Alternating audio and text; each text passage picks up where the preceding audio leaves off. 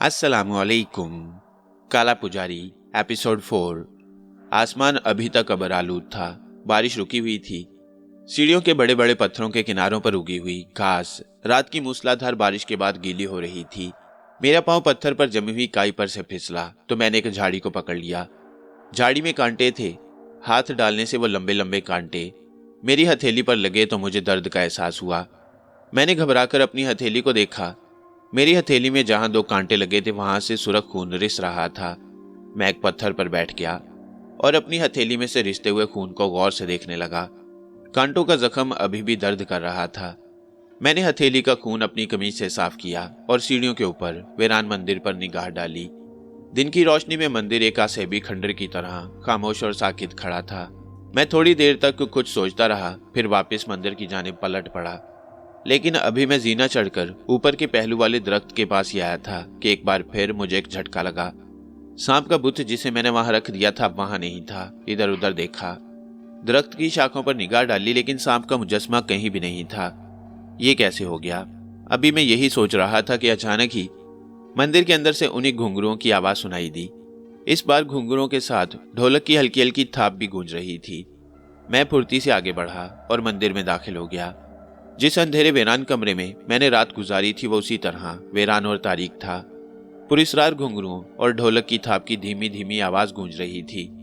मैं मशरकी दीवार के पास जाकर खड़ा हो गया। घुंघरुओं की आवाज इस दीवार के पीछे से आ रही थी। फिर मैंने गौर से देखा तो मुझे कोने में पड़ा हुआ एक लंबा भारी पर्दा नजर आया। मैं पूरे एतमाद के साथ ये बात कह सकता हूँ कि यह पर्दा रात को वहां नहीं था। घुंघरुओं की आवाज इसी पर्दे के पीछे से बुलंद हो रही थी।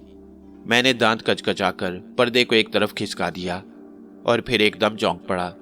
दीवार पर मशाल रोशन थी। नीची छत वाली तंग कोठरी के फर्श के दरमियान में काले रंग का एक और मुजस्मा रखा हुआ था और उसके सामने एक औरत जिसने एक अजीबोगरीब किस्म का लिबास पहना हुआ था रक्स कर रही थी। उसके पूरे बदन का रंग भी अजीब था। ये जिंदा थी और इस पुरस्रार मंदिर में मैंने पहला जिंदा वजूद देखा।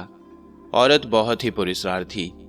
बेशक उसके बदन के नकूश हसीन तरीन थे, लेकिन उसका रंग आम इंसानों के रंग से बिल्कुल मुख्तलिफ था। सबसे बड़ी बात यह थी कि उसकी गर्दन में भी एक सांप फन फैलाए झूम रहा था। मेरे बदन में सर्दी की लहरें दौड़ने लगीं। मैं इस मंजर को देखकर शशदरता रह गया। जरूर कोई बदरू थी। मैंने एक लम्हे तक सोचा और फिर वहां से पलटने की कोशिश की तो मुझे यूं लगा जैसे मेरे पांव मन मन भर के हो गए हों और मैं अपनी जगह से कोशिश के बावजूद भी एक कदम नहीं चल सकता। उस वक्त पुरस्रार आसेबी रकासा ने अपना रक्स रोककर पलकें उठाकर मेरी तरफ देखा। मशाल की रोशनी में उसकी केसरी रंग की आंखें अंगारों की तरह दहक रही थीं। उसकी गर्दन में सांप भी धीमी धीमी फुंकारे मार रहा था। मैं बुत बना खड़ा उस आसेबी रकासा को देख रहा था। फिर अचानक ही वो मेरी जानिब पलटी और उसने कहा, हंसराज, अब तुम्हारा नाम हंसराज ही है।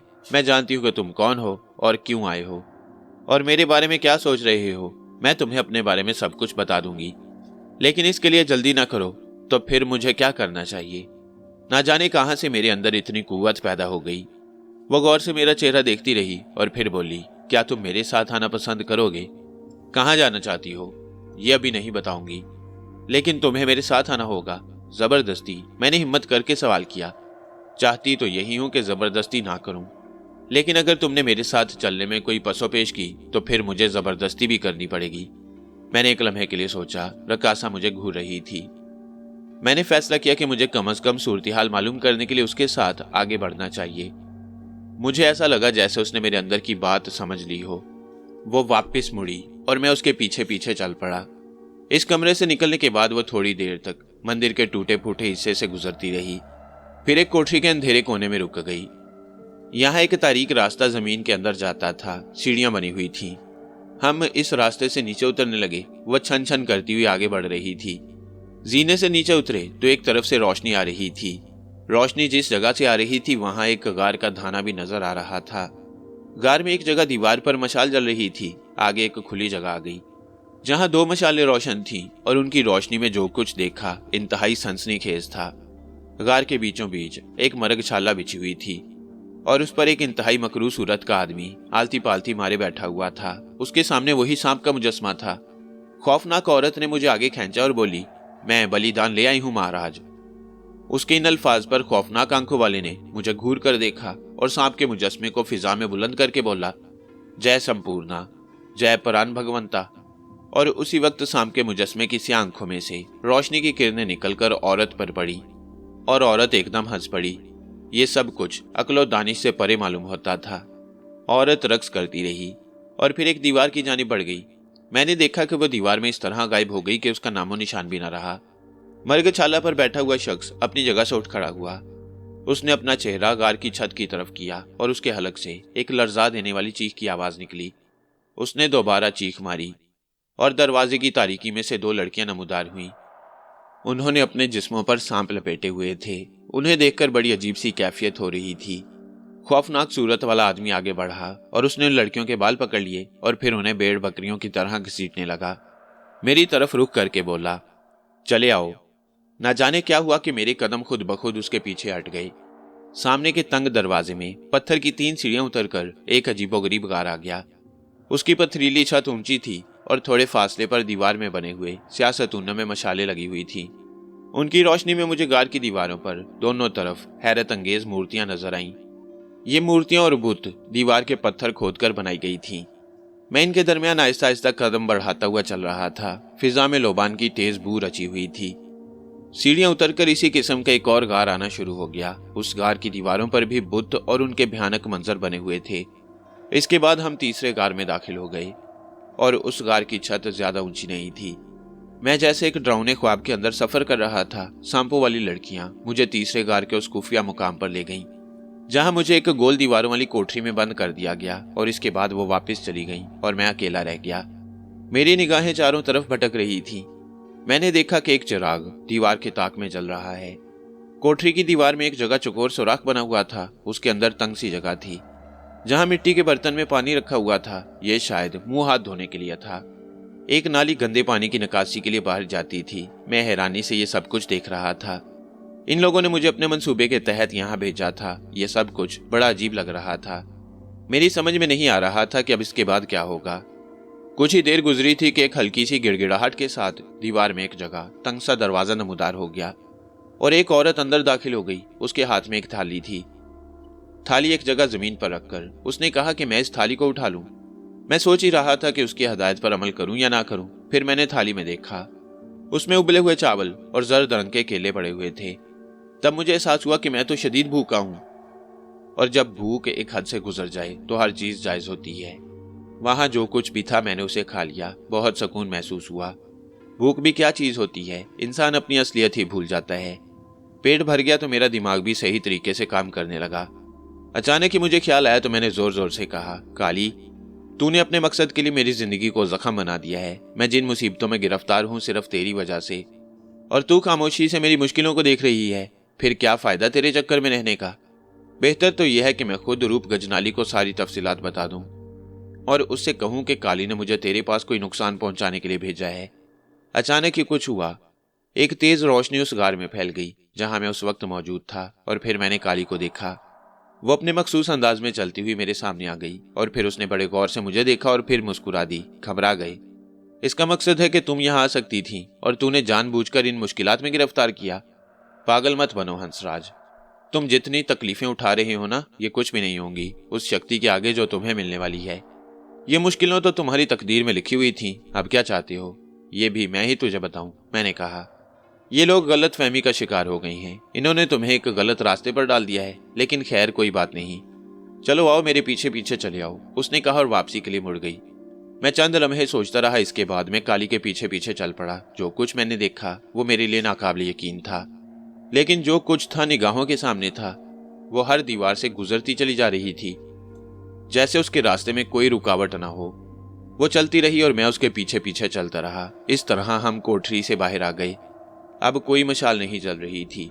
हम गार की दीवार के साथ लगकर आहिस्ता आहिस्ता आगे बढ़ रहे थे, यहां तक कि हम काफी दूर निकल आए और फिर काली ने कहा, दीवार के पत्थरों में सिर्फ इतनी जगह है कि इसमें से सिर्फ एक इंसान गुजर सके। तुम्हें जरा एहतियात से आगे जाना होगा। मैं खामोशी से उसकी बात सुनता रहा। गर्ज ये कि हम आगे बढ़ते रहे और आखिरकार हमने वो मौत की खतरनाक सुरंग अबूर कर ली। मुझे पानी बहने की आवाजें सुनाई दे रही थीं। काली ने बताया कि आगे एक नदी है जो पहाड़ी के नीचे गहराई में बहती है और दरिया के दूसरे किनारे पर निकल जाती है। यही वो नदी है जिसकी आवाज पर मैंने पहली बार अपनी काल कोठरी में सुनी। उसने बताया कि यह दरिया इस कोठरी के ऊपर से बह रहा है। यहाँ पानी के कतरे बारिश की मोटी बूंदों की तरह टपक रहे थे।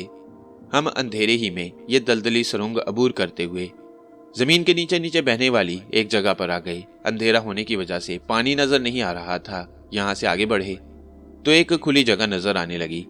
उसने कहा, यहाँ से आगे तुम्हारी अपनी कहानी शुरू होगी, मैं चलती हूँ।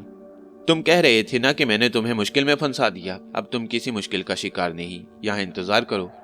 हो सकता है वो लोग इसी तरफ निकल आए। वैसे मैं तुम्हें बताऊं कि रूप के जनाली हरीश मुखर्जी अपनी मंजिल की जानिब चल पड़े हैं। काली, मुझे एक बात और बता दो। हाँ पूछो, अभी तो मैं तुम्हारे पास हूँ। आखिर ये मुसीबत खत्म कहाँ होगी? नहीं, ये मैं तुम्हें नहीं बता सकती, क्योंकि इसी में सारी मुश्किलों का राज पोशीदा है। जैसा कि मैं तुम्हें बता चुकी हूँ कि रूप गजनाली मेरा मुकाम लेना चाहती है और इसके लिए वो ये सारी जिद्दोजहद कर रही है। ये एक लंबी कहानी है, मगर ये कहानी अगर तुम्हारे इल्म में आ गई तो तुम वो जिद्दोजहद जारी नहीं रख सकते, जो तुम्हारे लिए बहुत जरूरी है और जो तुम्हें अमर शक्ति देगी। मैं एक ठंडी सांस लेकर खामोश हो गया। दिल ही दिल में मैंने उस अमर शक्ति को एक बड़ी सी गाली दी, जिसने खुद मेरी अपनी सारी शक्ति छीन ली थी। क्या करूं क्या ना करूं? थोड़ी दूर आगे बढ़ा था कि काली निगाहों से ओझल हो गई। मेरा दिल चाह रहा था कि मैं कह कह लगाऊं। 1-2 मिनट तो वहां खड़ा सोचता रहा और फिर वहां से आगे बढ़ गया। ना जाने कितना फासला इसी तरह तय किया। काली ने बताया कि हरीश मुखर्जी अपने शिकार की मुहिम पर चल पड़ा है। जाहिर उन लोगों ने मुझे इसी जगह पहुंचने के लिए कहा था। यह अलग बात है कि मेरे साथी हादसे का शिकार हो गए, लेकिन उन लोगों को आना इसी तरफ था और फिर मैं जिन पुरस्कार मुसीबतों में घिरा वो भी मेरी मददगार ही हो सकती हैं। मैं चला जा रहा था कि बहुत दूर से मुझे कुछ लोग नजर आए और मैं हैरान रह गया। ये अंदाजा लगाने की कोशिश की कि ये कौन लोग हो सकते हैं। चंद ही अफराद थे और फिर बिल्कुल पैदल। चुनाचे में तेज रफ्तारी से उनकी जानिब चल पड़ा। तब मैंने उन बुजुर्ग को देखा। वो बहुत अच्छी शक्ल सूरत के मालिक थे, चेहरा भी नौरानी था। मैं उनके पास बैठ गया। मैंने उनके पांव पकड़ने की कोशिश की तो उन्होंने अपने पांव पीछे हटा लिए। बेटे, जो कुछ मांगना है अल्लाह ताला से मांगो। किसी इंसान के पांव पकड़ने से कभी कुछ नहीं होता।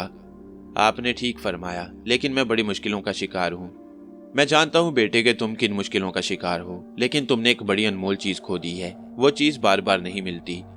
उनके इन अल्फाज पर मेरे दिल में उनकी कदर और ज्यादा बढ़ गई।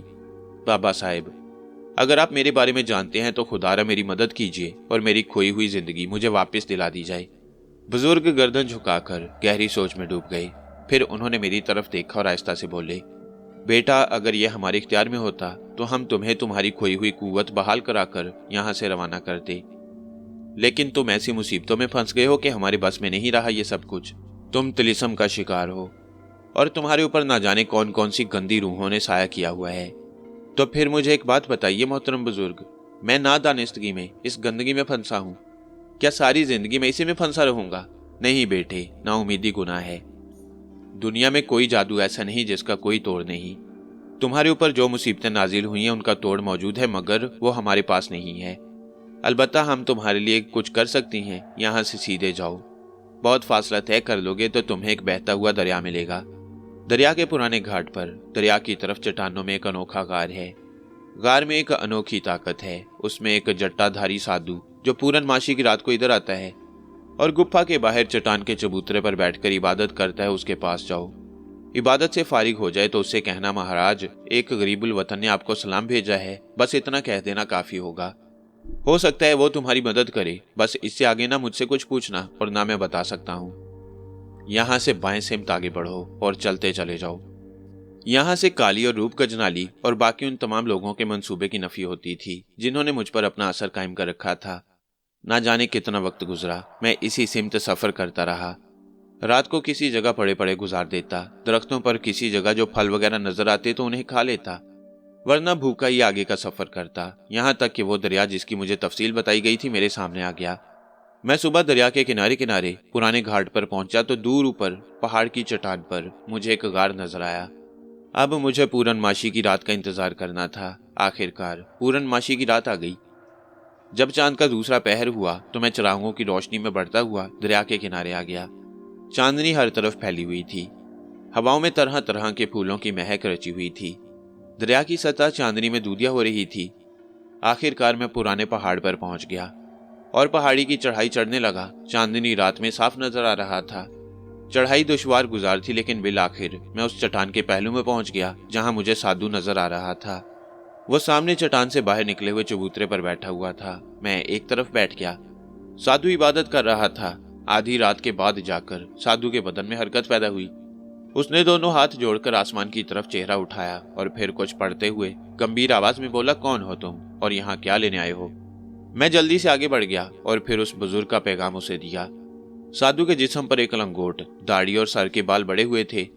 जिस्म पर भभूत मला हुआ था। मेरी बात सुनकर उसके चेहरे पर मुस्कुराहट नमूदार हुई। हाथ के इशारे से मुझे करीब बुलाया और बोला, बैठ जाओ। हम अभी मालूम करते हैं कि हमारा दोस्त हमसे क्या खिदमत लेना चाहता है। मैं साधु के सामने चट्टान पर बैठ गया। साधु ने आंखें बंद कर ली। उसके बाएं जानिब स्याह रंग का एक मंडल रखा हुआ था। चंद लम्हात वो आंखें बंद किए साथ रहा। फिर उसने आंखें खोल दी और बोला, तुम्हारे बुजुर्ग हमारे दोस्त हैं। मैंने कोई जवाब नहीं दिया। साधु अपनी लाल लाल आंखें खोले हुए चांदनी रात की साकित फिजाओं में घूरता रहा।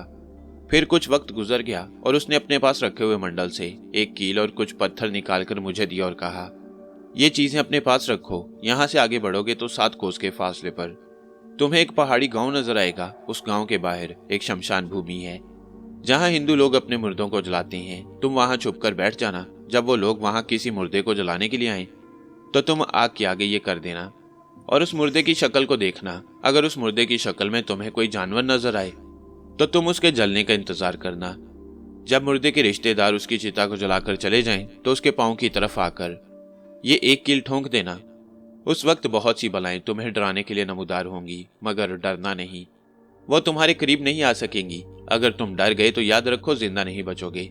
जब तुम पूरी कील जमीन में गाड़ दोगे तो सारी बलाएं चीखती चिल्लाती गायब हो जाएंगी और फिर एक छोटे से कद का स्याह होना तुम्हारे करीब आकर खड़ा हो जाएगा। वो तुम्हें इशारे से अपने पीछे आने के लिए कहेगा और वो तुम्हें उस जगह ले जाएगा जहां तुम हर तरह की बलाओं से आजाद हो जाओगे।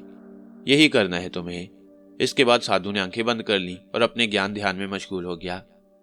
मैंने कील और पत्थर संभाल कर रख लिए और फिर वापस चढ़ाई चढ़कर दरिया के किनारे आकर बैठ गया।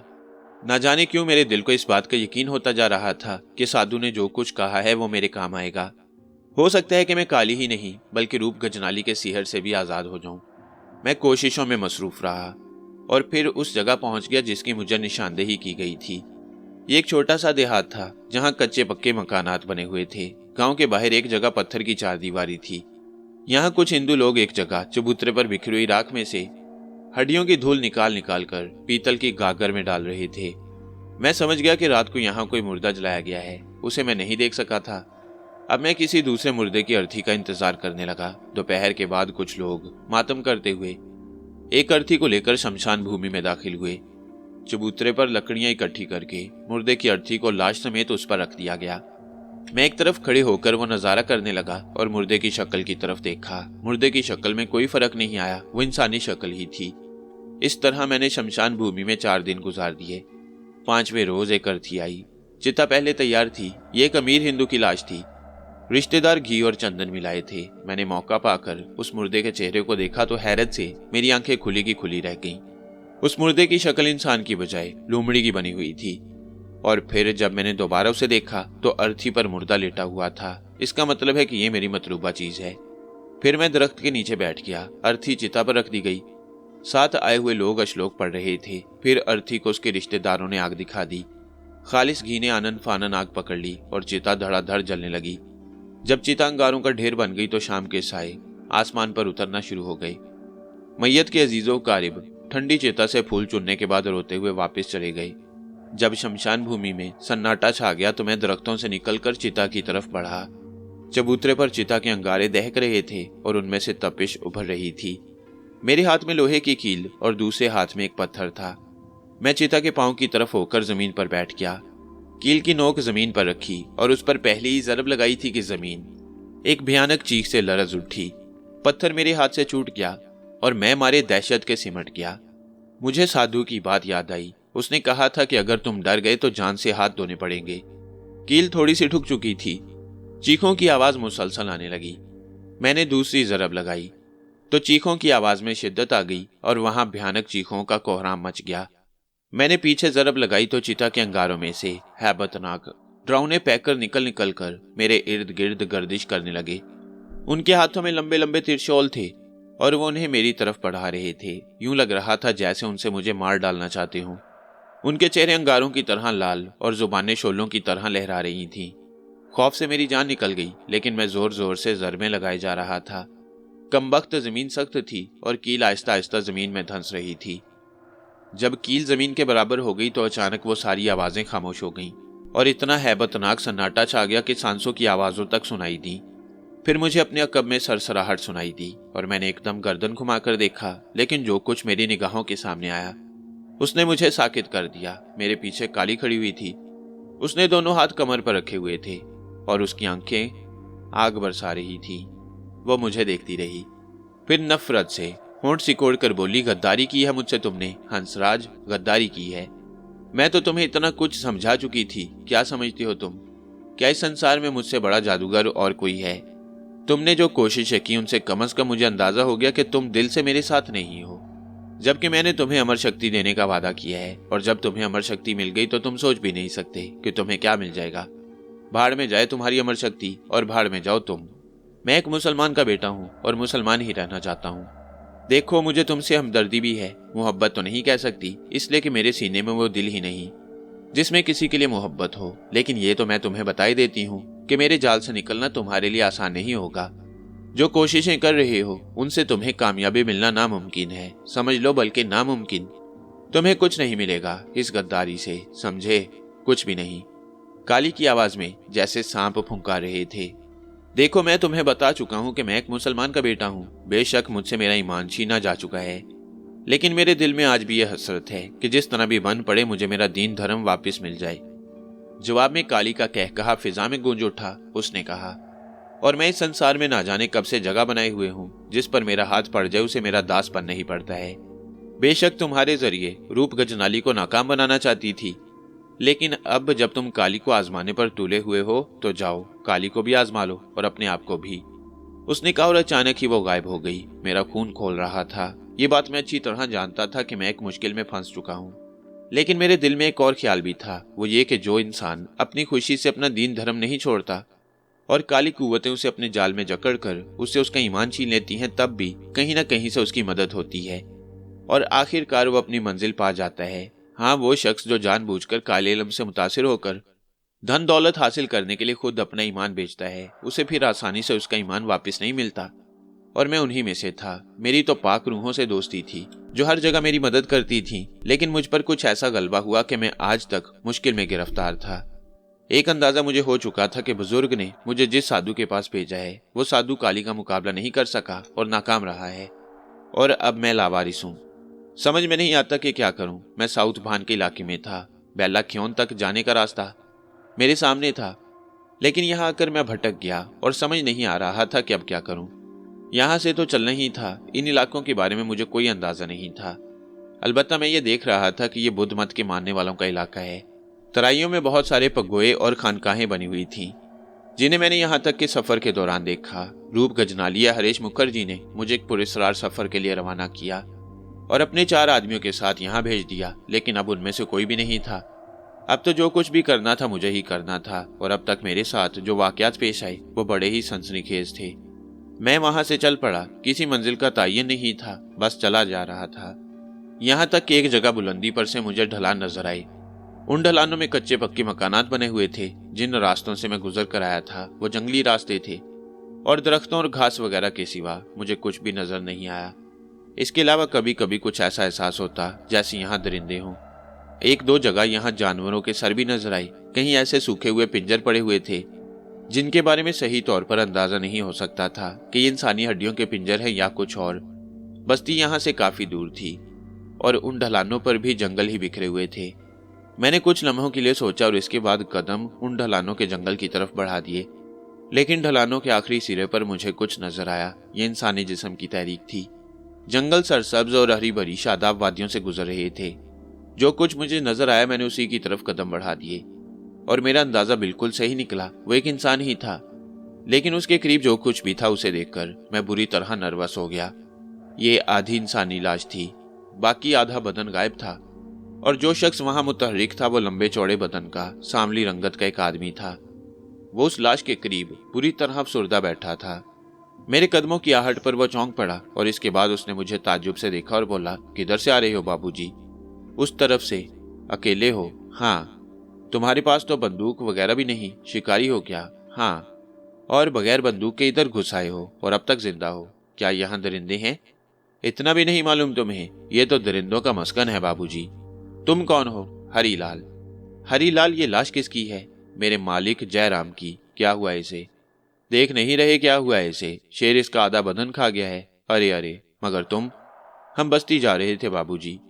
हमारे मालिक जयराम जी इस बस्ती के रहने वाले हैं। फौज में नौकरी करते थे, छुट्टियों पर आए थे कि यहाँ जंगल में घिर गए, धोखे में मारे गए, वरना इन जैसा जीदार तो कोई है भी नहीं। तुम कहाँ थे उस वक्त? पानी की तलाश में निकले थे बाबूजी, क्योंकि हम 2 दिन के प्यासे थे। फिर पानी मिला? बस्ती जाना पड़ता बाबूजी, बस्ती के सिवा यहाँ कहीं पानी नहीं। मगर बस्ती कितनी दूर है तुम्हें खुद भी अंदाजा हो गया है। हमारे मालिक बस्ती नहीं गए तो अब हम बस्ती जाकर क्या करेंगे? हम भी इंतजार कर रहे हैं कि शेर आए और हमें खा जाए। नहीं हरीलाल, जिंदगी बड़ी कीमती चीज है। अब ऐसा भी नहीं। हरीलाल की आंखों से आंसू बहने लगे। थोड़े फासले पर एक दरख्त के तने से एक बहुत ही शानदार कारतूसों की पेटी रखी हुई थी। हरीलाल ने उसे देखकर कहा, यह हमारे मालिक की बंदूक है साहब जी। अब बताओ तुम्हारा क्या इरादा है हरीलाल? हमारी हिम्मत नहीं पड़ रही बाबूजी कि ये रास्ता तय करके बस्ती जाएं और जयराम जी के घर वालों को खबर दें कि अब जयराम जी कभी घर वापस नहीं आएंगे। मैं सोच में डूब गया। बड़ा वफादार आदमी था, अपने मालिक की मौत का सोग मना रहा था। हरीलाल, तुम खुद कहाँ के रहने वाले हो? अरे बाबूजी, बचपन से जयराम जी के साथ पले बढ़े। बस ये समझ लो कि यहीं के रहने वाले हैं हम भी। सारी उम्र इनका नमक खाया और जब वो फौज में गए तो हम भी इनके साथ चल पड़े ताकि इनकी सेवा करते रहें। तुम बहुत अच्छे इंसान हो हरीलाल, लेकिन अब इसके अलावा और क्या किया जा सकता है कि हरीलाल जी के घर वालों को इत्तला दें, वरना वो बेचारे इंतजार ही करते रह जाएंगे। हरीलाल जी बदस्तूर आंसू बहाता रहा। फिर मैंने कहा, देखो ये जगह खतरनाक है, कहीं ऐसा न हो कि शेर तुम पर भी हमलावर हो जाए। मरना तो चाहते हैं हम बाबूजी, पर अभी तक ससुरा दोबारा नहीं आया। तुमने उसे देखा है? हाँ बाबूजी। लागू हो रहा है इंसानी खून का, हरीलाल ने जवाब दिया। मेरा ख्याल है आओ मेरे साथ बस्ती चलो, देखेंगे कि क्या किया जा सकता है। बाबूजी आप जाओ। आप एक काम करो, शिकारी तो हो ना आप? हाँ, मैंने गहरी सांस लेकर कहा। तो बाबूजी, हमारे मालिक की ये बंदूक और कारतूसों की पेटी आप ले लो। ये जंगल बहुत खौफनाक है। हमें पहले भी मालूम था, लेकिन इतने भी नहीं कि हमें ये नुकसान पहुंचा दें। चलो फिर उठो। नहीं बाबूजी, ऐसा ना करो, हमें मत ले जाओ। हम बस्ती में जाने की हिम्मत नहीं कर पा रहे। वैसे भी तुम ये ढलान देख रहे हो ना, लगता है बस्ती बहुत करीब है। देखो हरीलाल, इस तरह बुजदिली दिखाना अच्छी बात नहीं। अरे तो क्या करें, मालिक के खून का इंतकाम ले लेते तो फिर जाने को दिल भी चाहता। कम से कम ये तो कह सकते थे कि हमने अपने मालिक के खून का बदला ले लिया। मैं कुछ सोचने लगा, फिर मैंने कहा, चलो फिर थोड़ा सा और आगे चलते हैं। फिर क्या करेंगे बाबूजी? बस्ती में उस वक्त दाखिल होंगे जब तुम्हारे मालिक जयराम जी की मौत का बदला ले लें। मेरे अल्फाज पर हरीलाल का चेहरा खिल उठा। ये हुई ना बात, यारों वाली बात बाबूजी। मुआफ करना, हम तुम्हारे दास हैं। वैसे भी मालिक की आधी खाई हुई लाश को छोड़कर भाग जाना बुजदिली है। हम ये तो कर सकते हैं कि इस लाश के पास ही उस शेर की लाश भी मौजूद हो जिसने हमारे मालिक को खाया है। ठीक है, आओ कोई मुनासिब जगह तलाश करें। और इसके बाद हरीलाल के साथ आगे बढ़ गया। थोड़े ही फासले पर एक ऐसी जगह नजर आ गई। ये एक नामालूम दरख्त था जो इंतहाई मजबूत और फैला हुआ था। यहाँ मचान तो नहीं बनाया जा सकता था, लेकिन दरख्तों की शाखें इतनी चौड़ी चौड़ी थी कि आराम से इन पर वक्त गुजारा जा सकता था। चुनाचे हमने इसी जगह को अपना मस्कन बनाने का फैसला कर लिया और दरख्त पर बैठ गए।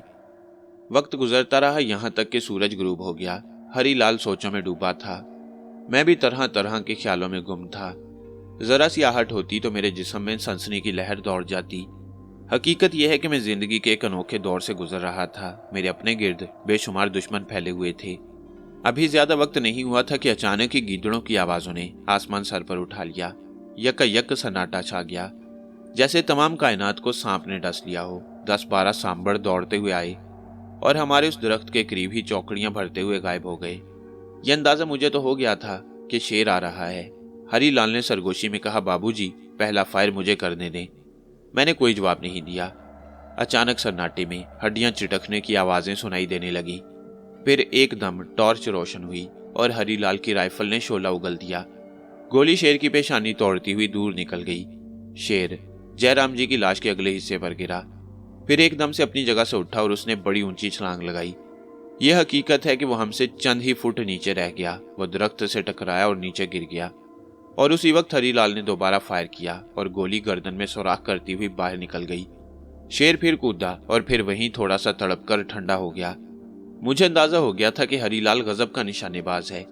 जाहिर फौज में रह चुका था। उसके हलक से खुशी का नारा निकला और वह जोश में दरख्त से नीचे कूद गया। किसी किस्म के खौफ का एहसास किए बगैर वो शेर के पास पहुंचा और इसके बाद उसे ठोकरें मारने लगा। फिर उसने शेर को गौर से देखते हुए कहा, बाबूजी, एक बात कहें आपसे। कहो, क्या बात है? बाबूजी, ये वो शेर नहीं है जिसने हमारे जयराम जी महाराज को मारा था। शेर को तुम कैसे पहचान सकती हो? पहचान तो सकती हैं बाबूजी, पर ठीक है, छोड़ें, अब जो भगवान की इच्छा, उसने कहा और बोला, सुबह होते ही हम यहाँ से चल पड़ेंगे। अंदाजा मुझे भी हो गया था कि ये जंगल दरिंदों से भरा हुआ है। हरीलाल बता रहा था कि ये शेर वो नहीं है, लेकिन अब उस शेर की तलाश भी तो एक मुश्किल काम था। सुबह होने में थोड़ा ही वक्त था कि इंसानों का एक गिरोह ढलान की तरफ आता नजर आया। ये सामने वाली आबादी के लोग थे। वो परेशानी से जमीन देखते हुए आ रहे थे। हम लोग नीचे उतर गए। आने वाले शेर और जयराम की लाश के पास पहुंच गए। फिर उन्होंने हमें देखा और हाथ जोड़कर हमारे सामने झुक गए। महाराज की जय, ये क्या हुआ? हरीलाल ने रुंधे हुए लहजे में उन्हें सारी तफसील बताई तो उनमें से एक ने कहा, बस्ती में भी एक दुर्घटना हो गई है महाराज। क्यों, क्या हुआ? नदियालाल की शादी को सिर्फ 10 दिन हुए थे। आदमखोर पनघट से उसकी धर्मपत्नी को उठा ले गया। क्या? हाँ, इससे पहले भी 4 इंसान उसकी भींट चढ़ चुके हैं। पनघट से उठा ले गया? क्या किसी ने उसे देखा था? हाँ महाराज, शेर पहाड़ पर पनघट के करीब उतरता है और किसी न किसी इंसान को शिकार करके गायब हो जाता है। ये जयराम जी की लाश है। तुम लोग इसे उठाकर ले जाओ और इसका क्रियाक्रम कर दो। हम नदियालाल की धर्मपत्नी को तलाश करती हैं, मैंने कहा और हरीलाल खुशी से उछल पड़ा। आपके चरणों में आंखें रगड़ने को मन चाहता है महाराज। आप पता नहीं कौन है, पर हमारे लिए कितना सोच रही हैं। पनघट का रास्ता बताओ, मैंने उन लोगों में से एक को कहा। हमारे साथ चले महाराज। नहीं, बस तुम रास्ता बता दो, मैं और हरीलाल जा रही हैं, मैंने जवामर्दी से कहा। हरीलाल एक समझदार आदमी था। मुझे एक ऐसा साथी मिल जाने से बड़ी खुशी हुई और आखिरकार मैं हरीलाल के साथ कातिल आदमखोर की तलाश में चल पड़ा। हम पहाड़ पर चढ़े और पनघट के दूसरी तरफ उतर गए। वहां गांव के लोग मौजूद थे। यहां भी नई कहानी सुनने को मिली। पता ये चला कि सुबह को शेर ने उस दुल्हन को उठाया और अब दोपहर के वक्त एक और नौजवान को दिन दिहाड़े उठाकर ले गया। हमने गौर से देखा तो शेर के पंजे और खून के निशानात दूर तक जाते दिखाई दे रहे थे। चुनाचे हम निशानात के साथ साथ चल पड़े, जो पहाड़ के नीचे दाएं तरफ घने जंगल में दाखिल हो रहे थे। जंगल में दाखिल होते ही अचानक हमें एहसास हुआ कि आदमखोर चंद घंटों के वक्फे से दूसरे आदमी का शिकार नहीं कर सकता। मैं ये सोच रहा था कि अचानक ही हरीलाल की आवाज उभरी। एक बात बताऊं आपको महाराज? क्या? बुरी बात है, पर हमारे मन में आई है, क्या करें? बात तो बताओ। नदियालाल की धर्मपत्नी को शेर उठाकर ले गया है या वो खुद कहीं भाग गई है? मैंने अजीब निगाहों से हरीलाल को देखा और फिर आहिस्ता से बोला, क्या यह मुमकिन है हरीलाल? हो सकता है महाराज, संसार के बारे में क्या कहा जाए। मैंने कोई जवाब नहीं दिया। हम लोग मुसलसल चारों तरफ देखते हुए आगे बढ़ रहे थे। दोपहर ढल चुकी थी। आसमान पर बादल छा गए और अंदाजा ये हो रहा था कि थोड़ी देर के बाद आसमान से बूंदें बरस पड़ेंगी। और ऐसा ही हुआ। बारिश शुरू हुई और उसके बाद तेज होती चली गई। हम लोगों ने बड़ी मुश्किल से एक घने दरख्त के नीचे पनाह ली, लेकिन कितना ही घना दरख्त होता, बारिश की रफ्तार जो कुछ भी थी उसे देखकर यह अंदाजा होता था कि यह दरख्त उसे रोक नहीं सकता। और ऐसा ही हुआ। हम खूब अच्छी तरह भीग गए। कोई 2.5 या 3 घंटे के बाद बारिश बंद हुई। गर्दो गुबार धुलकर दरख्तों पर बहार आ गई। निशानात गायब हो चुके थे। यह हमारी मुहिम का एक बहुत बड़ा अलमिया था। हम पर भी लगन तारी थी। हरीलाल भी धुन का पक्का था। हम फिर घने जंगल में आदमखोर को तलाश करने में लग गए। अचानक ही हरीलाल रुक गया। 10-12 फुट के फासले पर सांपों का एक जोड़ा नजर आया। लेकिन इसके बाद एक और दिलचस्प मंजर निगाहों के सामने आया। देखते ही देखते एक न्योला उस जोड़े पर हमलावर हुआ। दोनों सांपों ने फन उठाकर न्योले को डसने की कोशिश की, लेकिन वो जिस कदर फुर्तीला था उसे देखकर हैरानी होती थी। बल्कि मैं तो ये सोच रहा था कि जूडो कराटे के माहिर न जाने कौन कौन से जानवरों की नकल करते हैं। क्या उनमें से किसी ने न्योले की नकल भी की है, जो अपने आप को 2 सांपों से फुर्ती से बचा रहा था और सांपों की एक नहीं चल पा रही थी। इसके साथ साथ ही वो उन पर हमले भी कर रहा था। बड़ी ही पुरलुत्फ जंग थी। सांप जमीन पर फन मार मार कर थक चुके थे, लेकिन न्योला ताजा दम और पुरसुकून था। उसके जिस्म में वाकई बला की फुर्ती थी। सांप अपनी आग में तपकर बल खाते हुए न्योले की तरफ तेजी से लपकते और अपना फन मार मार कर निढाल हो जाते। हम पत्थर के बुत की तरह पलक झपकाए बगैर इस सनसनीखेज जंग से लुत्फ अंदोज हो रहे थे कि अचानक करीब के एक झुंड से सहमी सहमी इंसानी आवाजें उभरी। पकड़ी गई ना, ये जुमले कहकर उसने एक लड़की को झुंड से बाहर निकाल लिया। लड़की सहमी हुई सामने आ गई। मैंने भी हैरत से उसे देखा। उधर वो नौजवान भी जो मेरी गिरफ्त में था अब होश में आ गया था। कौन हो तुम? और ये सब क्या है? ये लड़का कौन है? जवाब दो, वरना हाथ पांव तोड़कर यहीं डाल दूंगा और शेर तुम्हें चट कर जाएगा। और वो यहीं आसपास मौजूद है। मेरे इन अल्फाज पर लड़की बुरी तरह कांपने लगी और हम पर एक दिलकश इंकशाफ हुआ। ये मेरे गांव का लड़का है, इसका नाम लक्ष्मण है और मेरा नाम शकुंतला। हमारी बचपन की दोस्ती थी, पर हमारे माता पिता ने हमारा लगन नहीं किया और आखिर मेरी शादी कर दी। लेकिन मैंने तय कर लिया था कि मैं अपने पति नदिया लाल के साथ नहीं रहूंगी। चुनाचे हम पनघट से भाग उठे। ये मेरा साथी लड़का है। मैं तो कुछ भी नहीं बोला। हरी लाल ने दोनों को मारना शुरू कर दिया और मैंने उसे दिल की भड़ास निकालने का पूरा मौका दिया। तू अपने गांव भाग जा बेगैरत। चलो हरीलाल, अब कम से कम ये मसला तो हल हो गया कि औरत वही बहू है जिसके बारे में सुना था कि वो शेर की भींट चढ़ गई। अब इसका क्या करे? मुसीबत बन गई है बाबूजी। अरे देखें वो कौन है। हमने 3-4 लोगों को देखा, वो इसी तरफ आ रहे थे। बाद में यही मालूम हुआ कि वो जयराम के गांव के आदमी थे, जहां से इस लड़की को अगवा किया गया। ये बात मैं जानता था कि अगर वो नौजवान भी गांव के हवाले कर दिया जाए तो वो गैरत में आकर उसे भी कत्ल कर देंगे। लड़की तो उनके हवाले करना ही थी। चुनाचे हमने सारी सूरत-ए-हाल उन्हें बताई और वो गुस्से से लाल पीले हो गए और फिर वो लड़की को लेकर अपनी बस्ती की जानिब वापस चल पड़े। हरीलाल मेरी शक्ल देखते हुए बोला, बाबूजी हमारा काम तो अभी बाकी है ना? हाँ आओ, मैंने कहा और हम घने जंगल में आहिस्ता आहिस्ता आगे बढ़ने लगे। शाम होती जा रही थी। मैंने हरीलाल से कहा, हरीलाल तुम गोश्त तो नहीं खाते होगे? जवाब में हरीलाल पहली बार हंस पड़ा, फिर कहने लगा, महाराज हम फौजी हैं और फौज में ये सारी बातें नहीं चलती। गोश्त तो बड़े शौक से खाते हैं हम लोग।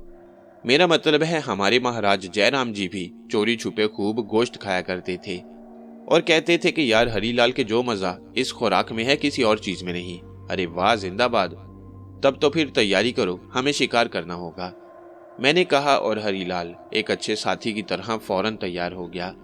शाम हो रही थी। हमने बड़े आराम से चंद परिंदे शिकार किए। हरीलाल बड़ी चाहत से लकड़ियां जमा करने लगा और बड़ी मुश्किल से उन परिंदों की खाल वगैरह उतार कर और उनकी सफाई करके उसे ईंधन का काम लिया गया और इसके बाद हम खा पी कर सैर हो गए।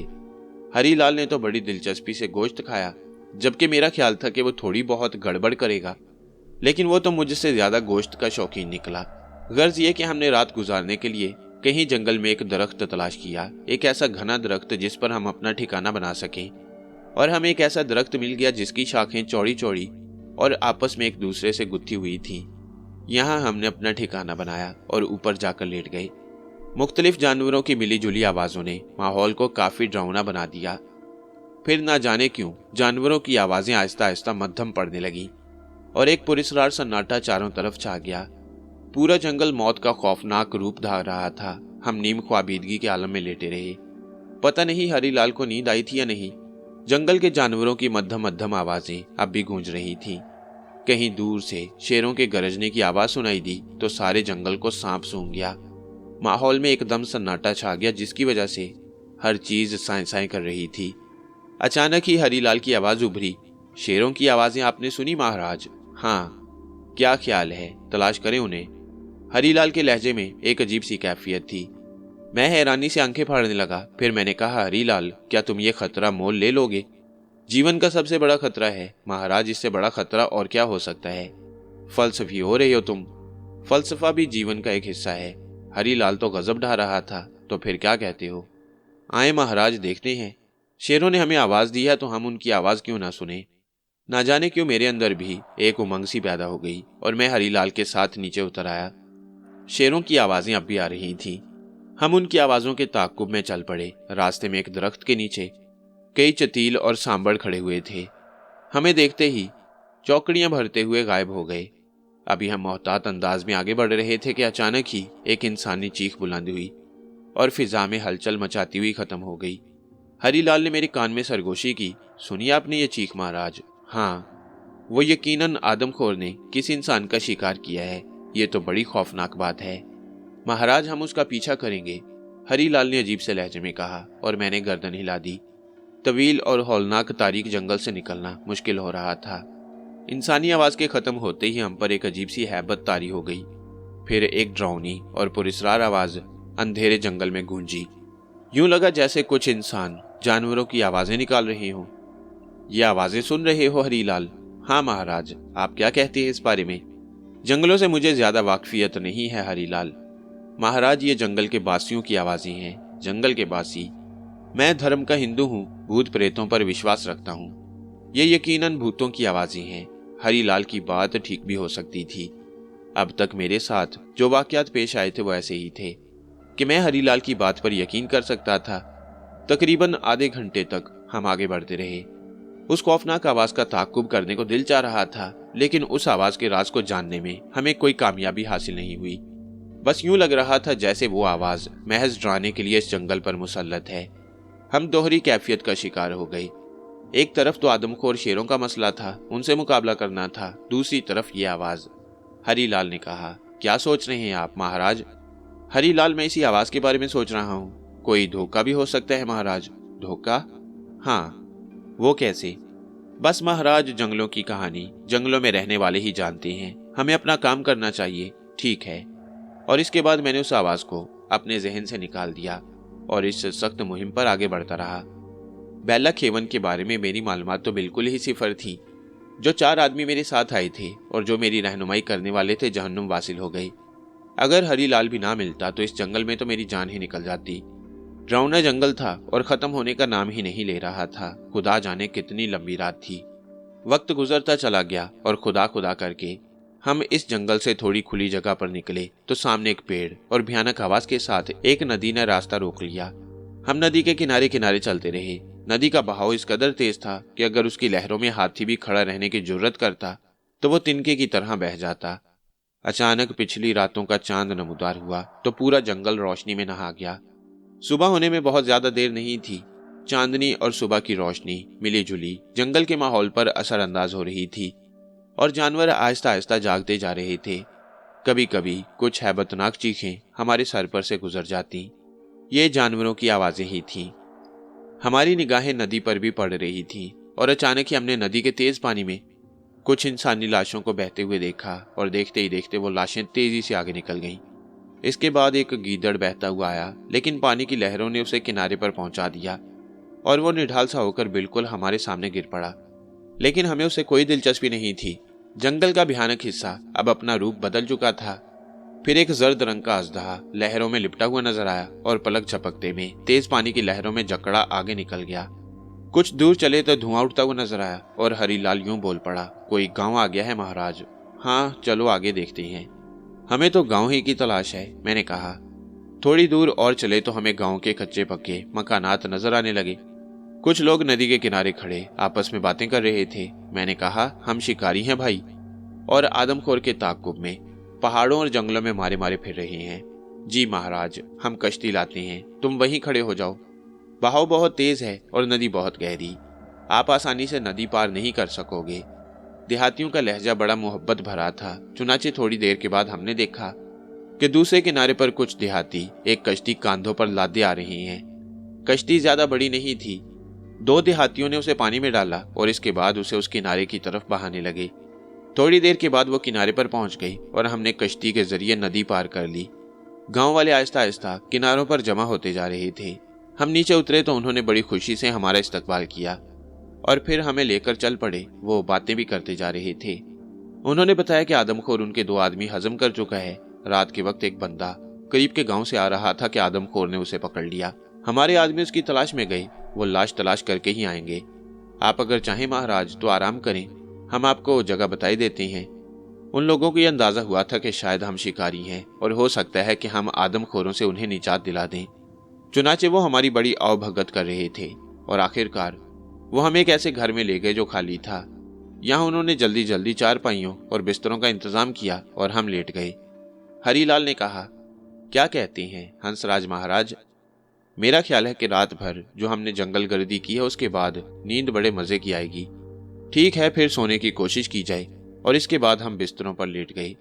लेकिन अभी ज्यादा देर नहीं लेटे थे कि देहाती गर्म दूध और बाजरे की रोटियां ले आए, जिन पर काफी मिकदार में मक्खन रखा हुआ था। यह ताजा मक्खन था जो शायद अभी थोड़ी देर पहले ही दूध से निकाला गया होगा। गरम गरम दूध और मक्खन के साथ बाजरे की रोटी ने वो मजा दिया कि बयान नहीं किया जा सकता। और फिर नींद ऐसी आई कि घोड़े बेचकर सोने का मुहावरा भी पीछे रह जाए। शाम तक सोते रहे। शाम को जब जागे तो बहुत सी आवाजें उभर रही थी। उन लोगों की मेहमान नवाजी का हम दोनों ही को एतराफ था। हरीलाल की आवाज सुनाई दी, जाग गए हंस जी महाराज? हाँ हरीलाल, थकन तो नहीं है? यार सारी थकन उतर गई है महाराज। इन लोगों की बातें मैं सुन रहा हूँ। ये हमें कोई बहुत बड़ा शिकारी समझती हैं और इस पर खुश हैं कि अब हम इनकी मदद करेंगे। हरीलाल क्या कहते हो तुम? मेरा बस चले तो मैं 1 मिनट में उन आदमखोरों को हलाक कर दूं। ये बड़े दुखी हैं और बहुत दिनों से इन आदमखोरों का शिकार बन रहे हैं। मैंने एक गहरी सांस ली और झोंपड़े की छत की जानिब देखने लगा। जब हम जागे और इन लोगों को यह एहसास हुआ कि हम जाग गए हैं तो 5-6 अफराद हमारे पास पहुंच गए।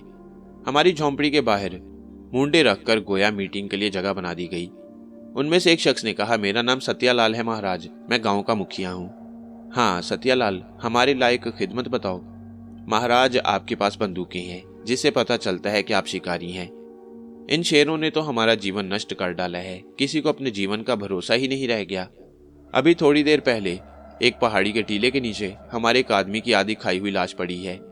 हमने भी एक काम किया है महाराज कि वहां एक मचान तैयार करवा दी है, क्योंकि आपको पता है कि शेर आधी खाई हुई लाश के पास जरूर आता है।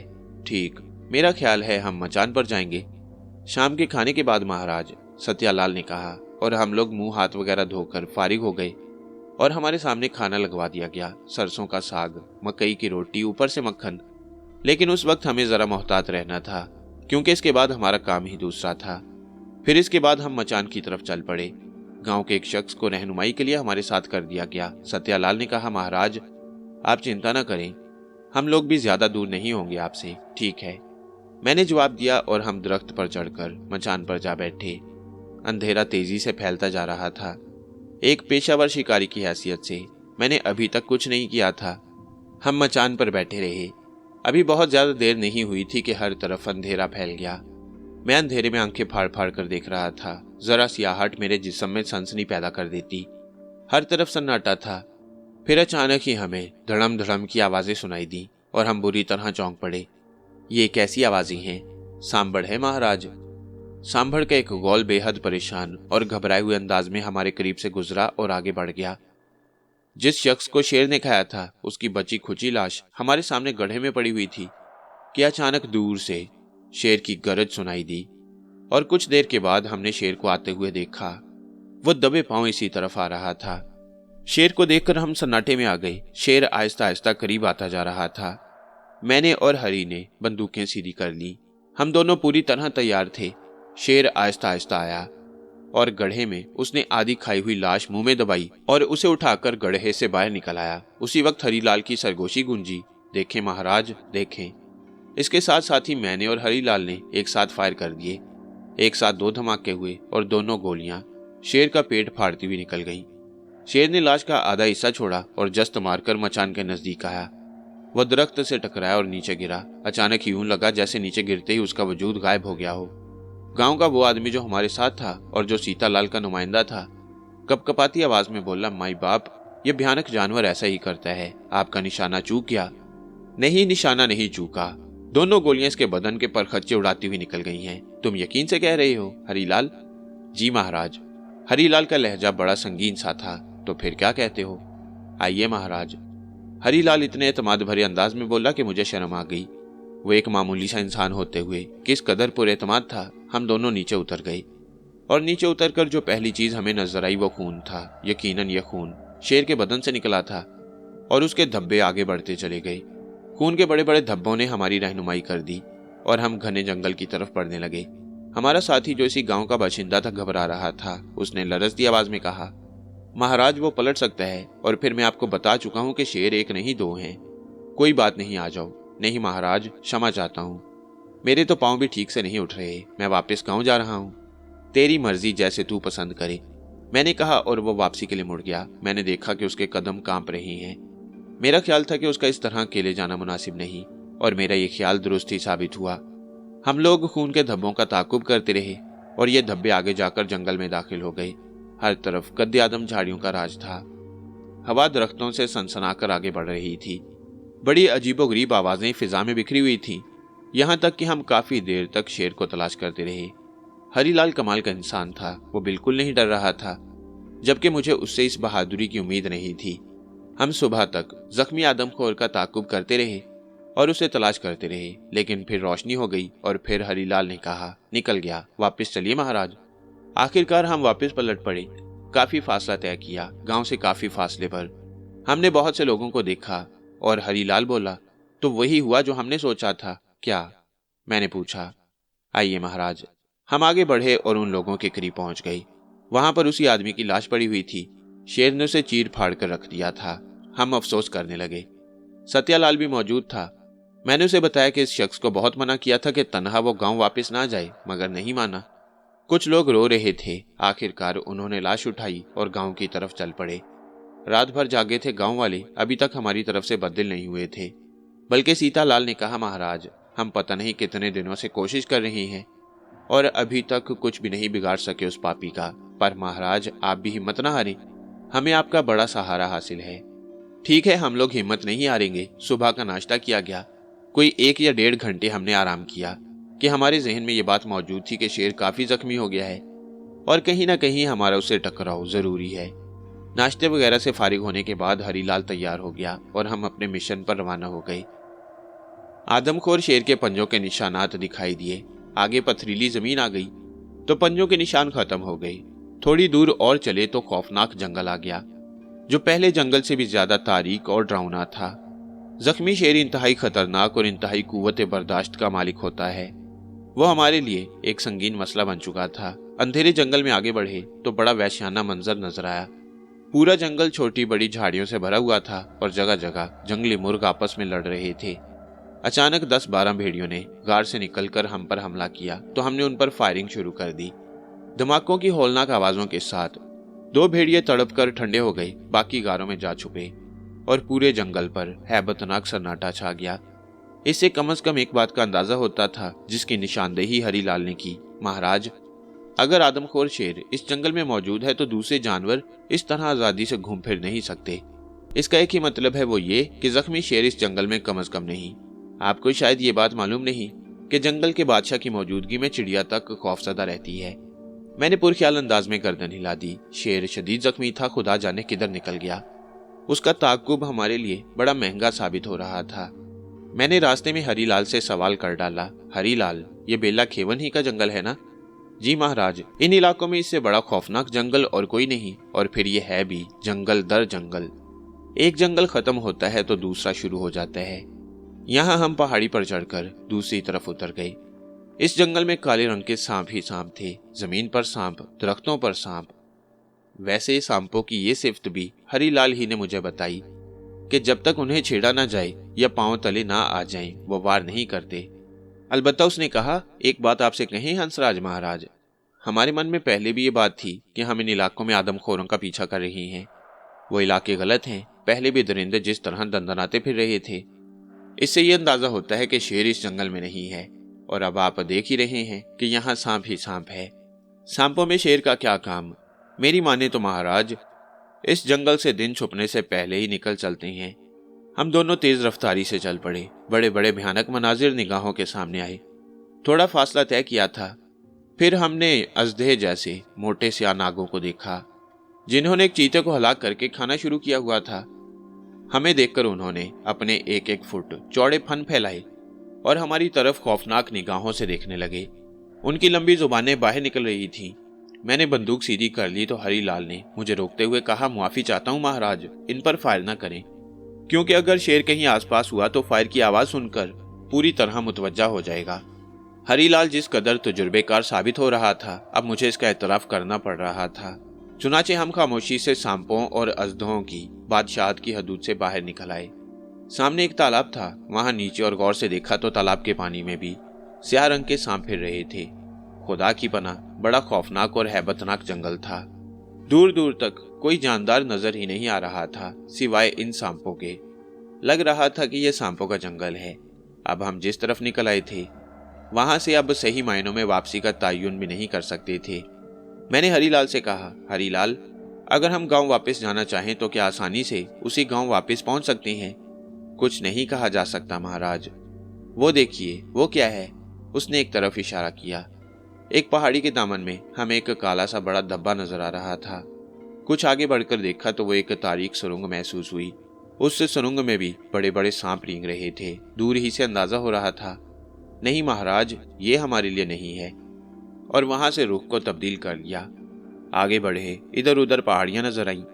अब हम एक पहाड़ी पर चढ़े। वहां भी बहुत सारे खूंखार सांप खरमस्तियां कर रहे थे। इन जहरीली बलाओं से बचते बचाते हम बाएं तरफ संगलाख चट्टानों पर उतर गए। नीचे उतरे तो आगे नदी आ गई। हम नदी के साथ साथ चलने लगे और एक मुकाम पर नदी पार करके नाक की सीध में चल पड़े। कोई 2 मील का फासला तय किया था कि हमें कुछ इंसान नजर आए। गालिबन कोई और छोटा सा गांव था, लेकिन ये वो गांव नहीं था जहां हम वापस जाना चाहते थे। थोड़ा आगे चलकर पुराने मकान नजर आने लगे। झोंपड़े बने हुए थे। ये कोई खास कबीला था जो नागों का पुजारी था। हरीलाल इन इलाकों की सारी जुबानें जानता था, लेकिन ये जुबानें मैंने भी काफी हद तक सीख ली थीं, या फिर कुछ पुरस्कार कुव्वतों ने खुद ब खुद ये जुबानें मेरे जहन में दाखिल कर दी थीं। हरीलाल ने उनसे कहा, क्या कर रहे हैं आप लोग और आपके गांव, इसका नाम क्या है? भोली महाराज, भोली। कितनी आबादी है आपके इस गांव की? पता नहीं महाराज, बहुत से लोग हैं। यहाँ पर आप किधर से आ रहे हैं? सामने के जंगल से। सामने के जंगल से? हाँ। नहीं महाराज, उस तरफ से ना कोई आ सकता है और ना कोई उस तरफ जा सकता है। क्यों? वो देवी और देवताओं का देश है। देवी देवता? हाँ, मगर यहाँ तो सांप ही सांप भरे हुए हैं। वही तो कह रहे हैं कि वो नाग देवताओं का देश है। कोई भी उन खौफनाक देवी देवताओं के निर्गे से जीता नहीं आ सकता। वो अमर हैं और उनकी गिरफ्त से बच निकलना नामुमकिन है। तुम्हारा क्या ख्याल है, हम झूठ बोल रहे हैं? हम यकीन नहीं कर सकते महाराज। अगर आप लोग जिंदा हैं तो बड़ी अजीब बात है। वो लोग बहुत ज्यादा अकीदतमंद थे देवी देवताओं के। हमने इधर उधर देखा, वहां पानी का अजीब सा शोर था। इस शोर के बारे में पता चला कि पहाड़ के पीछे एक बहुत ही तेज रफ्तार नदी है, जिसकी हौलनाक लहरें पहाड़ से टकराती हुई गुजरती हैं। ये उसी का शोर है। उनमें से एक शख्स ने कहा, महाराज, अगर हाथी भी इन लहरों में फंस जाए तो तिनके की तरह बहता हुआ गायब हो जाता है। ये रेत के पहाड़ नुमा टीले पहाड़ों के साथ साथ सैकड़ों मील में फैले हुए हैं। ये बातें हो रही थीं कि सूरज मगरिब में पहाड़ों के टीलों के पीछे गरूब होने लगा। शफक की खूनी सुर्खी पहाड़ों पर लहू की तरह फैली तो बेहद खूबसूरत और हसीन मनाजिर से तबीयत में खुशी और हरारत की लहर दौड़ गई। थोड़ी देर के बाद घुप अंधेरा फैल गया। गांव वालों ने हमें पेशकश की कि हम रात यहाँ बसर कर सकते हैं। यहाँ शेरों वगैरह का कोई तज़किरा नहीं था।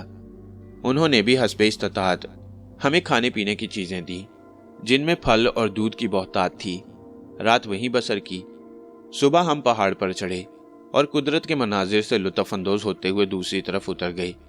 आगे वही नदी सीना ताने बह रही थी और वाकई उसकी तेज लहरों में चौपायों की लाशें बिजली की रौ की तरह गुजर रही थीं। अब हम नागों का इलाका और आदमखोर शेरों को भूल चुके थे। हम अपनी मंजिल से भटक गए थे। अब नहीं कहा जा सकता था कि वक्त हमें कहां से कहां ले जाए। मैंने एक बार फिर आंखें बंद की, हालात का तज्जिया किया तो मुझे इस बात का एहसास हुआ कि मैं नहीं कह सकता कि मैं मुश्किल में हूं। ना जाने क्यों मेरे दिल में एक ख्याल आया, हो सकता है कि जिन मुश्किलात से मैं गुजर रहा हूं ये मेरा इम्तिहान हो। जो बुराई मेरे अंदर पैदा हो चुकी है या जो गलती मेरे वजूद में उतर चुकी है, इन मुश्किलात से गुजरने के बाद मेरा कसूर मुआफ हो जाए। इस ख्याल ने आंखों में नमी पैदा कर दी। हरीलाल भी खामोशी से किसी सोच में डूबा हुआ था। वो तो मुझे बाकायदा एक हिंदू ही समझता था। हम लोग जरूरत पड़ने पर शिकार कर लिया करते। इन तमाम ख्यालात में डूबे हुए हम मोहतात अंदाज में नदी के किनारे किनारे चल रहे थे। नदी बड़ी हैबतनाक और पुरस्कार आवाज के साथ बह रही थी। पानी के शोर से कान पड़ी आवाज सुनाई नहीं दे रही थी। इस शोर ने हमारे जहनों को अपनी गिरफ्त में ले रखा था। हमारी जुबानें बंद थीं, बस बदन मुतहरिक थे। आगे बढ़े तो 3 ऊंटों पर सवार कुछ लोग जाते हुए नजर आए। लोग अपनी मंजिल पर जा रहे थे। हमें देखकर उन्होंने गर्दनें हिलाईं। मैंने नदी पार करने का रास्ता पूछा तो एक शख्स ने मुझे बताया कि आगे चलकर नदी 2 हिस्सों में तकसीम हो जाती है, वहीं कश्तियों का पुल है, उससे नदी पार की जाती है। हरीलाल बोला, ये बड़ी बात है महाराज कि हमें छोटी छोटी आबादियां मिल रही हैं। अपनी असल मंजिल से हम बहुत दूर निकल आए हैं। आखिरकार हमें कश्तियों का पुल नजर आया और हमने एक खौफनाक जगह भी अबूर कर ली। दूसरी जगह पहुंचे तो सामने बंजारों के झोंपड़े नजर आए, लेकिन साथ ही किसी जगह रोने पीटने की आवाजें सुनाई दे रही थीं। हम उस तरफ पहुंचे तो लोगों का एक मजमा नजर आया जो एक दायरे की शक्ल में बैठे हुए थे। क्या बात है, क्या हो गया भाई? बमुश्किल हमने एक शख्स को बात करने पर रजामंद किया। उसने रोते रोते बताया कि बस्ती के 2 नौजवान लड़के रात को बाड़े के बाहर सो रहे थे कि जख्मी आदमखोर ने उन दोनों पर हमला किया और दोनों को उधेड़ कर रख दिया। उनकी आधी खाई हुई लाशें बाहर पड़ी हुई हैं। एक डरे सहमे हुए बंजारे जो करीब झोंपड़े में छुपा यह दहशतनाक मंजर देख रहा था, उसने आंखों देखी बातें बताई। महाराज, वो आदमखोर बड़ा खूंखार हो रहा था और वो बहुत ज्यादा जख्मी था। उसके पेट से मुसलसल खून बह रहा था। हरीलाल के हलक से खुशी की एक आवाज निकल गई जिसे उसने छुपा लिया। वो शख्स हैरत से उसे देखने लगा। फिर मैंने कहा, हम उसी आदमखोर की तलाश में इधर आए हैं भाई। अगर तुम लोग हमसे ताउन करो तो हम उसे हलाक करने की कोशिश करेंगे। बंजारों के मुखिया ने कहा, हम तुमसे क्या ताउन करें महाराज? जिन लोगों पर हमला करके उसने हलाक कर दिया है और उनकी लाशें खा ली हैं, उनमें से एक को इस जगह छोड़ दो जहां उन्हें हलाक किया गया है, क्योंकि शेर आदि खाई हुई लाश के पास जरूर आता है। वो लोग तैयार हो गए।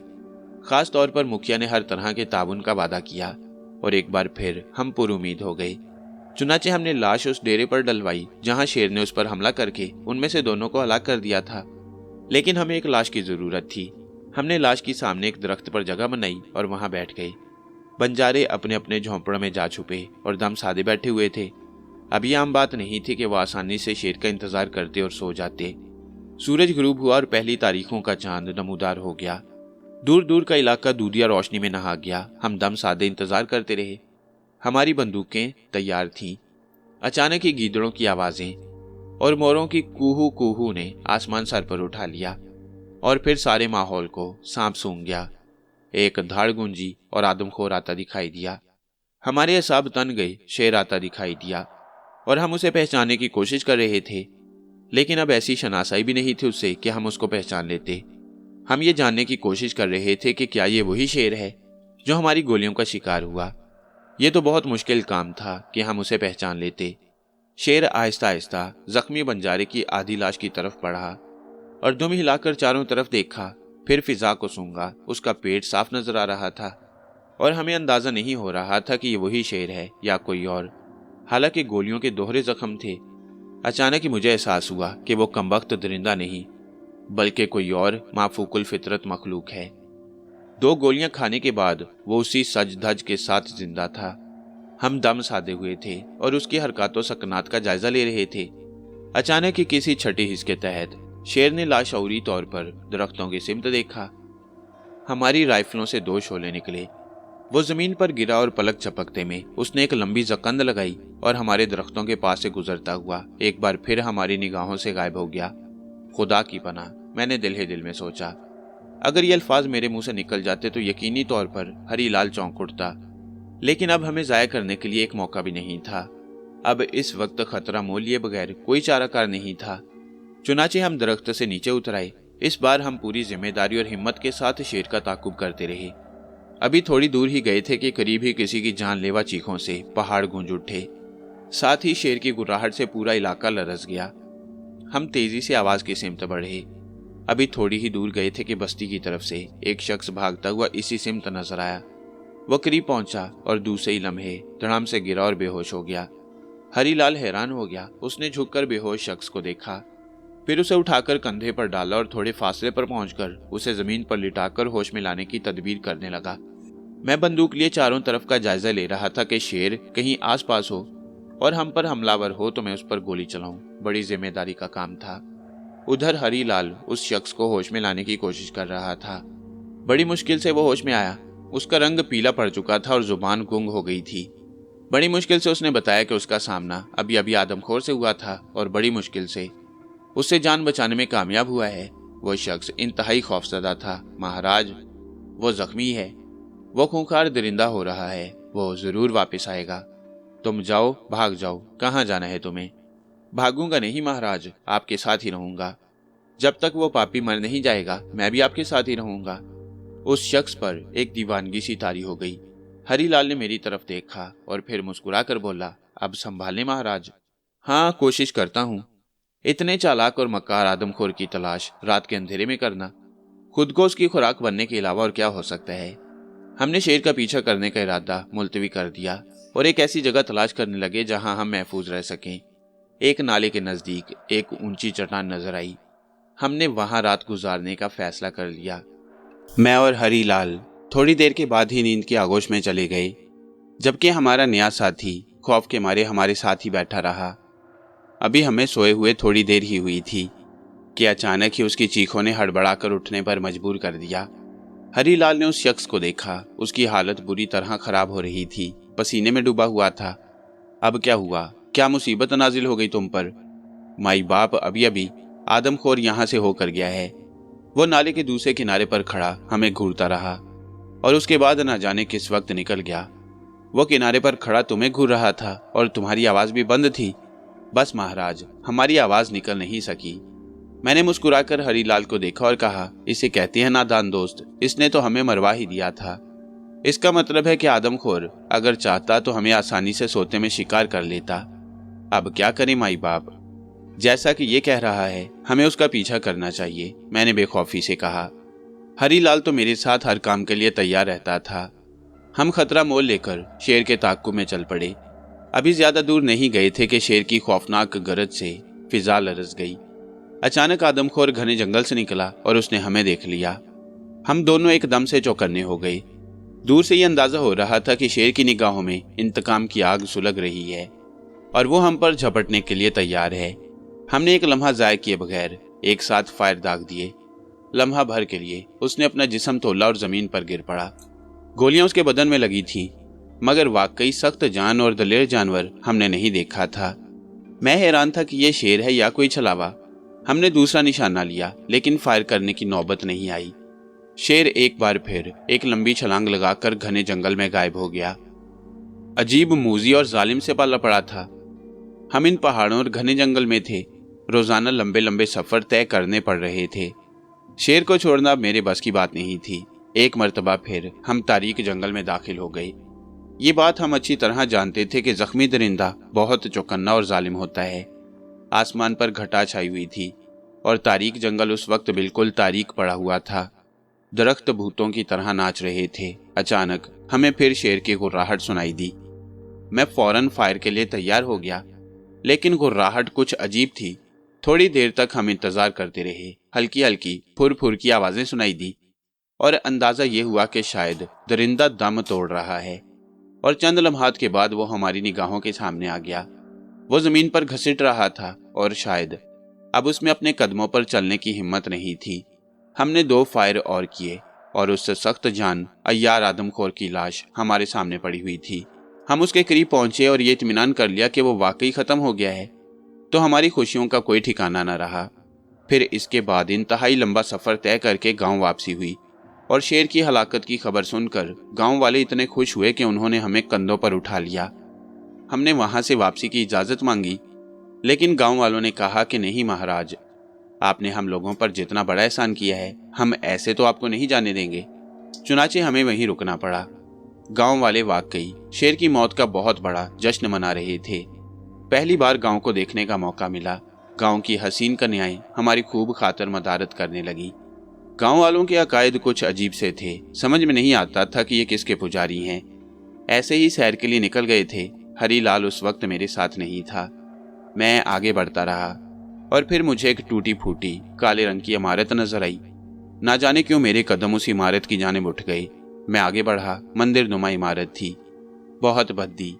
एक बात मैंने महसूस की कि मेरे कदम खुद ब खुद उस इमारत में दाखिल हुए हैं, वरना इसके अंदर दाखिल होने का मेरा कोई इरादा नहीं था। फिर मैं समझ गया कि मैं यहाँ क्यों आया हूँ। जब मैं इमारत में दाखिल हुआ तो वहां मैंने किसी को खड़े हुए पाया।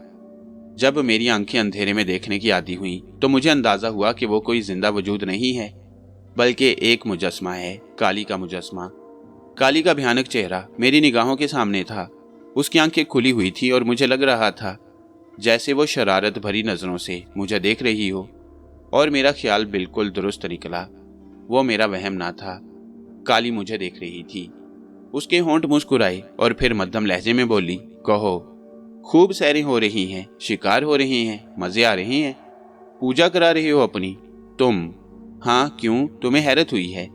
इस गांव के लोग मेरे पुजारी हैं और ये एजाज मैंने तुम्हें दिलवाया है, वरना उस आदमखोर को शिकार करना कोई आसान बात ना थी। तो क्या तुम बदस्तूर मेरा पीछा कर रही हो? हाँ, तुम्हें देख रही हूं कि तुम क्या क्या खेल खेल रहे हो। तुम्हारा क्या ख्याल है, क्या तुम इतनी आसानी से हमसे दूर जा सकते हो? मुझे लग रहा है कि तुम मेरी जिंदगी की आखिरी सांस तक मुझ पर मुसल्लत रहोगी। बिल्कुल ठीक कह रहे हो। और दूसरी बात मैं तुमसे एक और कहूं, तुम बिल्कुल ठीक जा रहे हो। लानत है तुम पर और उसके बाद मुझ पर, मैंने कहा। काली हंस पड़ी और फिर बोली, अपना मुसलमानपन नहीं छोड़ोगे? ये लानत मलामत तुम्हारे दीन धर्म की चीजें हैं, मेरे धर्म में ऐसी कोई चीज नहीं है। अच्छा, अब यूं करो कि इस गांव से निकलो और ये जो मुसीबत तुमने अपने सर लगा ली है ना, इसे यहीं छोड़ दो। कौन सी मुसीबत? ये ही हरीलाल।